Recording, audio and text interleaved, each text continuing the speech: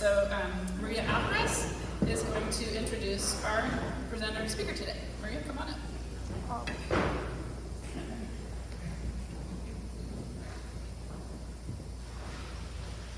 I would usually shout, but I have no voice, so I'm over here. So I want to introduce you to a very good dear friend that actually I call my cousin, because she reminds me of one of my cousins. We've become really good friends. We were actually, right now, we're like, man, how long have I known you? And it actually hasn't been like decades, but it feels like I've known you for a long time. I met Cristina in 2020.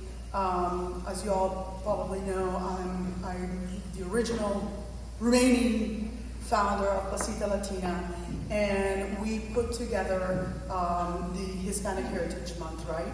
And we needed people, artists, for the event that we have, the Visitor Center, which is an art event. And I was like, man, I don't know a lot of artists. So I started asking, and bam, I was like, I looked at her, she lived in Decatur, I looked at her stuff and I was like, man, she's really good.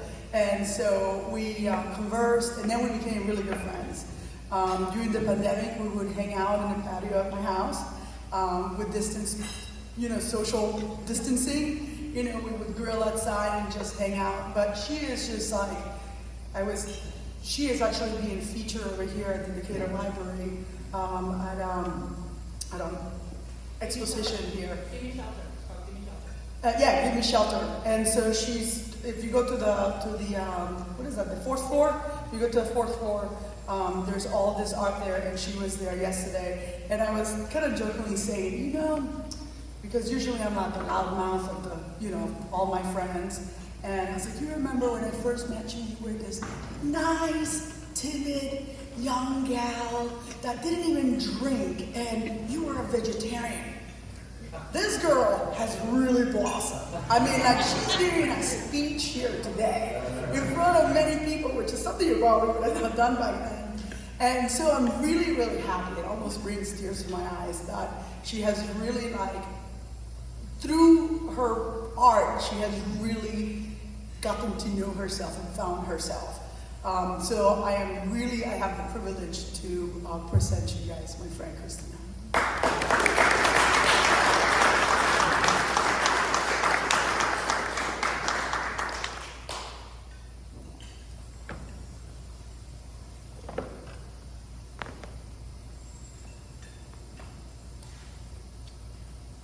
I decided to use all my digital stuff for my presentation, so I just have to get it all set up here.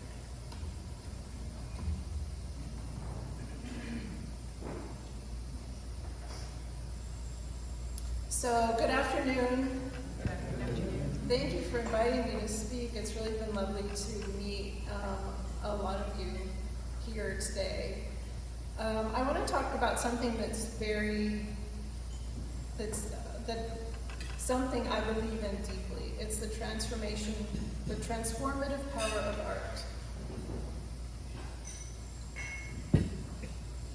art. Before we begin, I'd like to share a little bit about myself. I'm a third-generation Latin American artist, and I'm based here in Decatur. So I've really been surrounded by art and artists my whole life.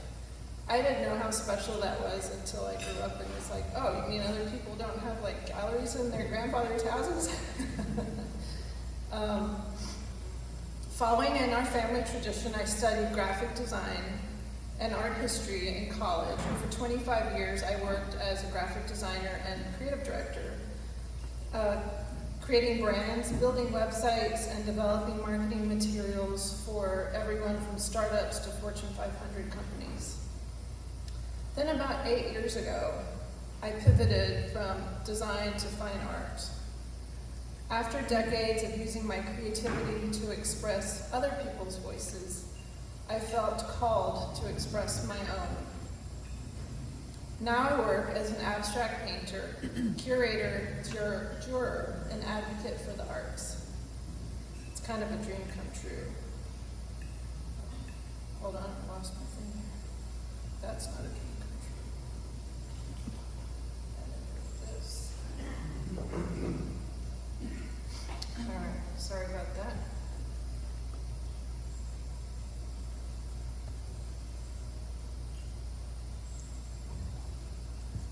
Oddly enough, for an introvert, I have found that I have a lot more to say than I ever imagined. As Maria alluded to, I was extremely quiet and shy and didn't drink. And now I speak in front of people, which I couldn't speak in front of a group full of 6 people probably 7 years ago. And occasionally I drink, and now I actually eat meat, so.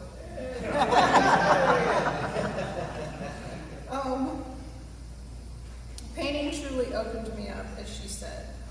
So briefly I'll share a few of my latest pieces. I brought a few with me here if you want to see them in person later. As you see, my work is abstract. I begin with a color palette and an idea of what inspires me and what I'd like the painting to feel like.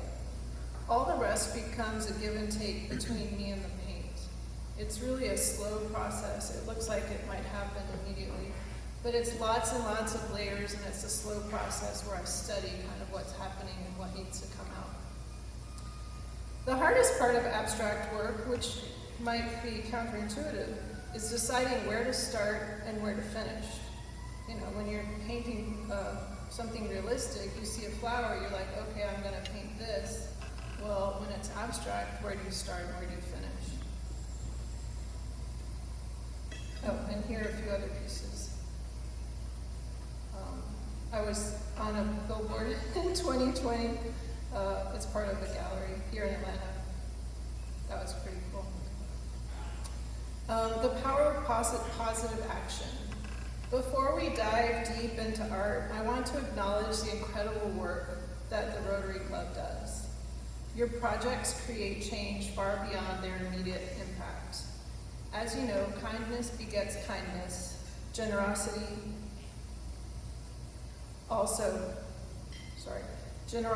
can act and spark more generosity, sometimes immediately, but sometimes quietly over time. You may never see the full impact and the reach of what you do. But those ripples do shape more connected, compassionate world, so I thank you for their hard work. This is actually a value that we share. My work and my life really are all about sending positive energy into the world.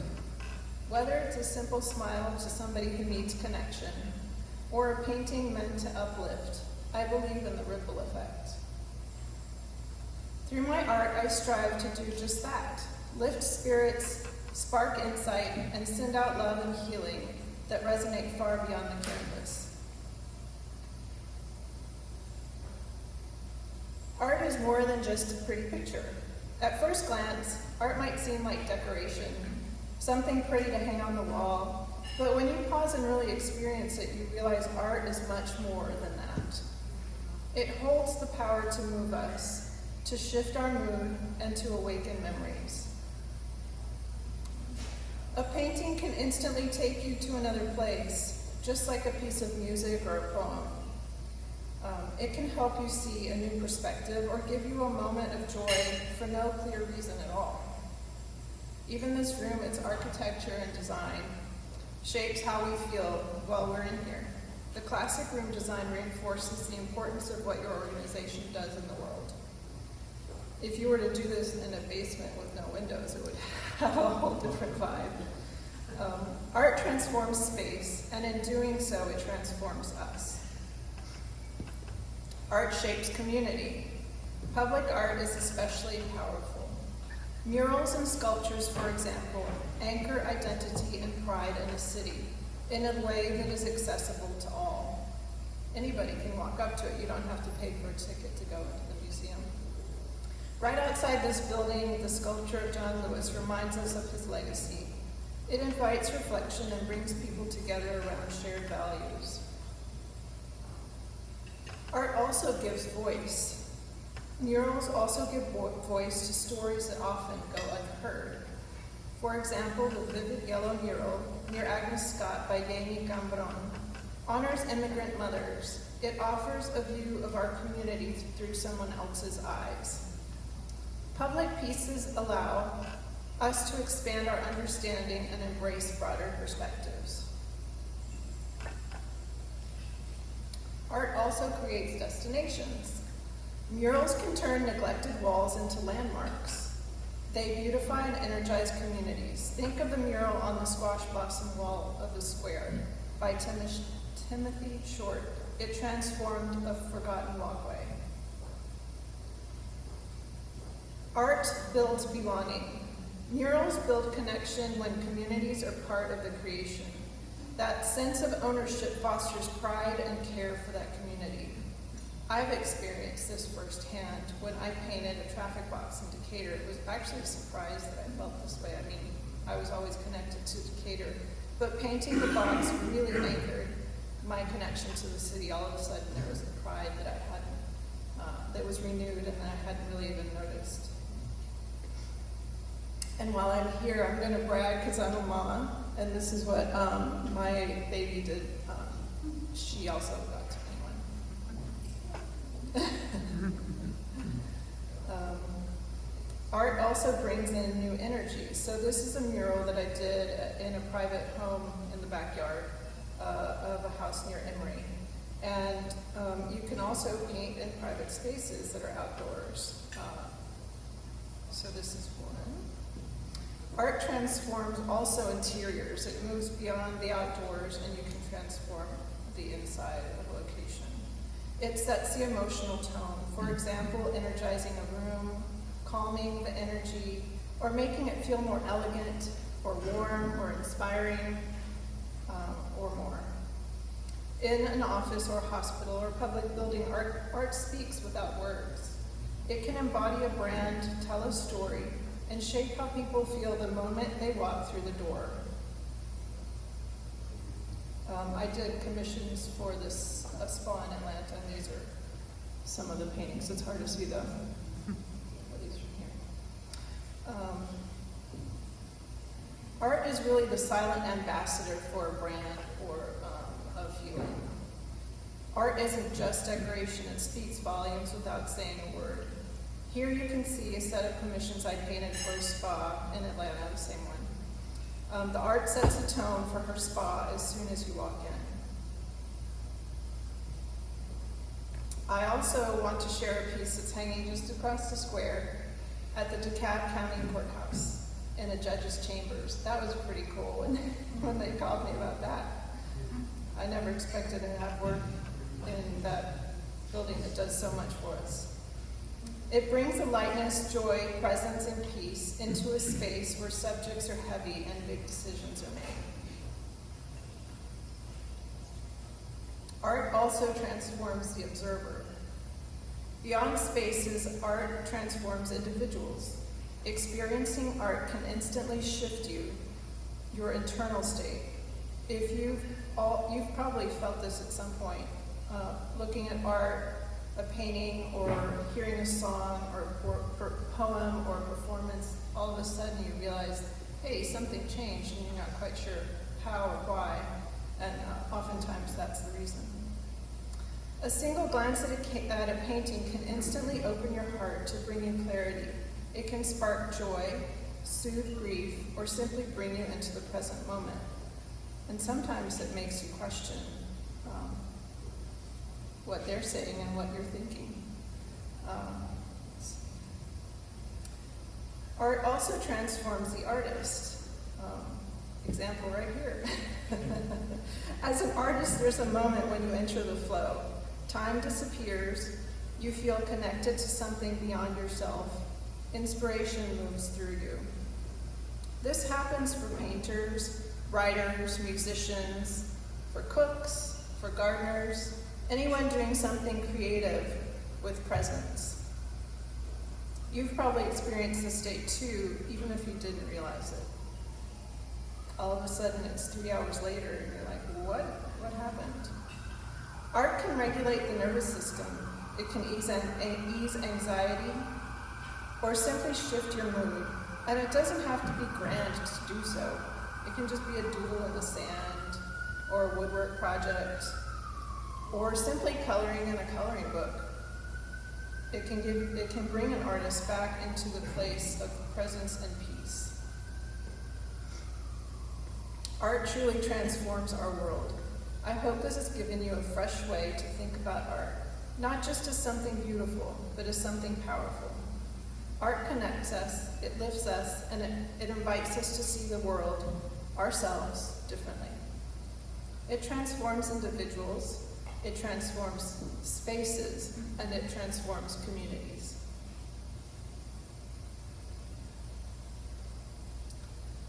If you'd like to stay connected, I have my information on the slide, but I also have business cards here in front.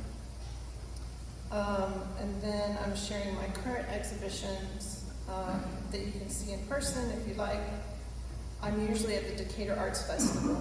And in the fall, I do an Open Studios Day, which is a day that I organize for artists in our neighborhood. And you can go from studio to studio. So if you're interested in that, you can give me your email address and I can send you the details.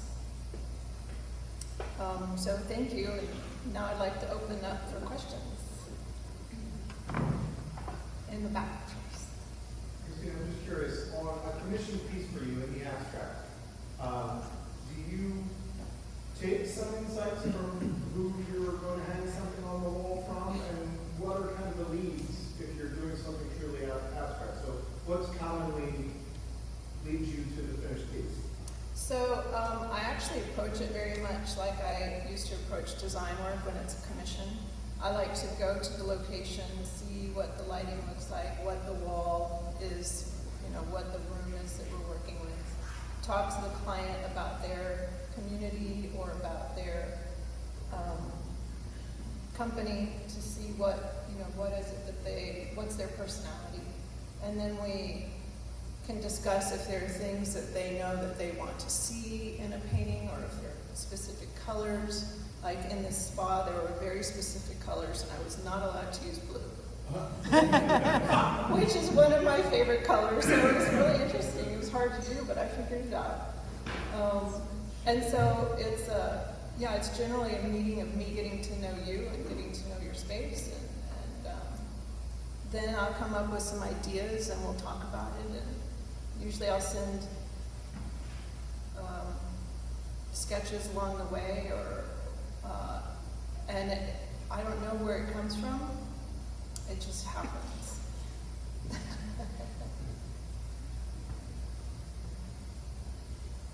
Did I hear you say that you're a web designer, or have you done web stuff? How do you feel about AI? I'm excited about it.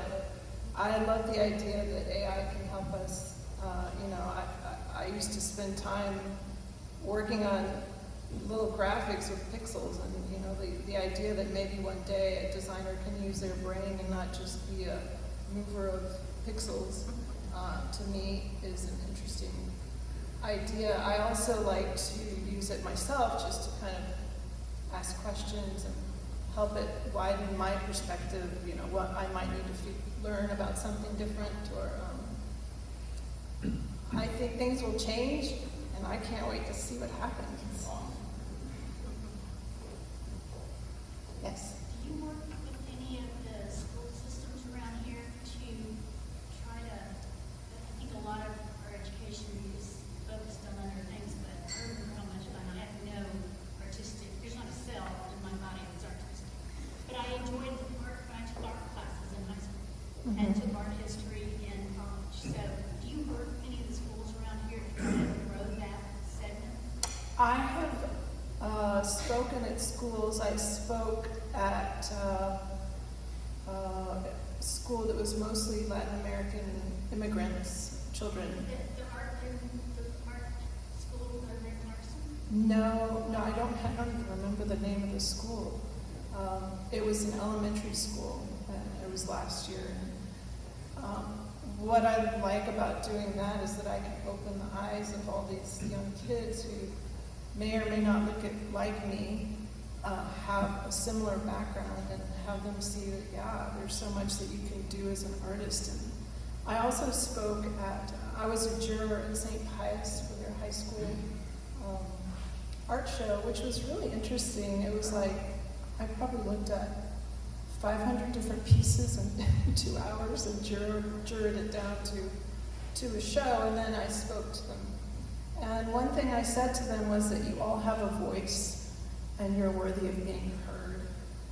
And interesting, I don't think that heard was heard as well. But I haven't worked other than in the two things that I talked about, but I am interested in helping to figure out how we can help other people find art as a healing place and a place for communicating and reflecting. Yes. Can you describe, if this is true, like how creating art, being so engaged in the creative process, might carry over into other parts of your life?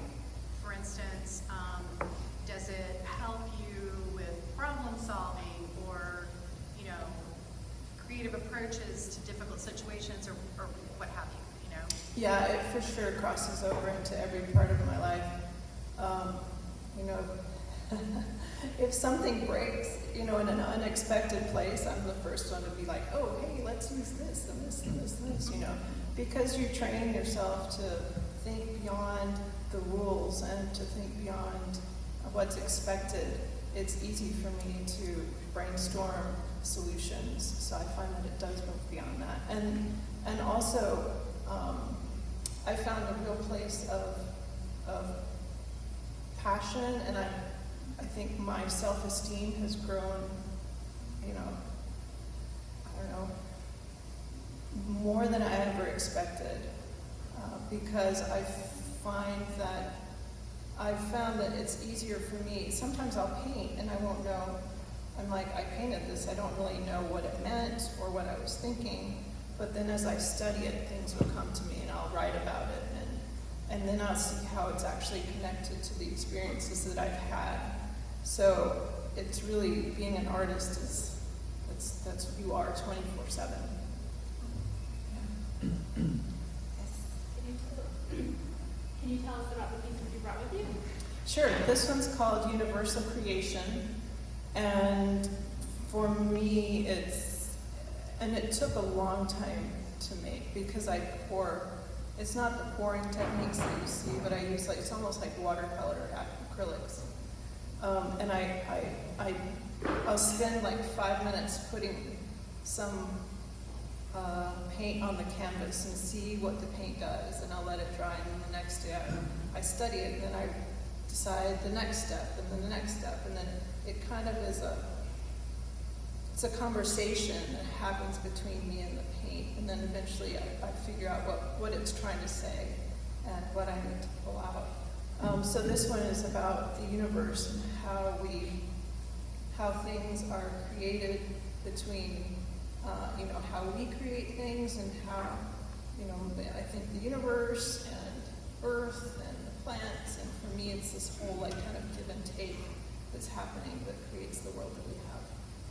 And this one is called Source Strength, and it's about finding a place of peace that ultimately is what helps you as a person, find the peace that's inside that helps you find your grounding. Yes. We've seen, I guess, a dozen or so of your works, and they seem to project hope. And talk a little bit about source of color and shape in terms of projecting hope, as opposed to some abstract art which might project something very different. Yeah, so I use very organic shapes, which is very soft and comforting, rather than very parallel lines and very strict structured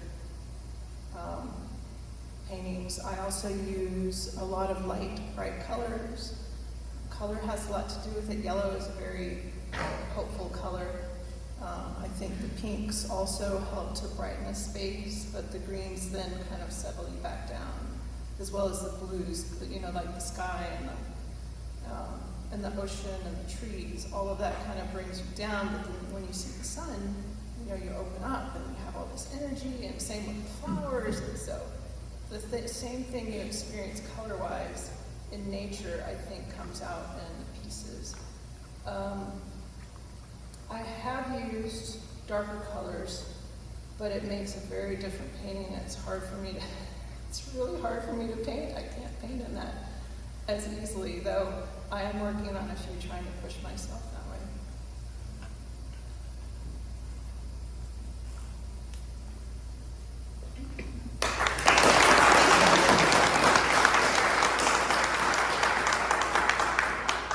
The first artist we got, have we ever had an artist before? I'm not sure, but I think we need to have more artists. As part of our, to thank you for coming to our speaking to our club today, we purchased a book, this book is going to go to the North Lake Library in your honor. There's a little plaque inside commemorating that you were here with us today. I love that. Thank So you. we'll take a little picture with you.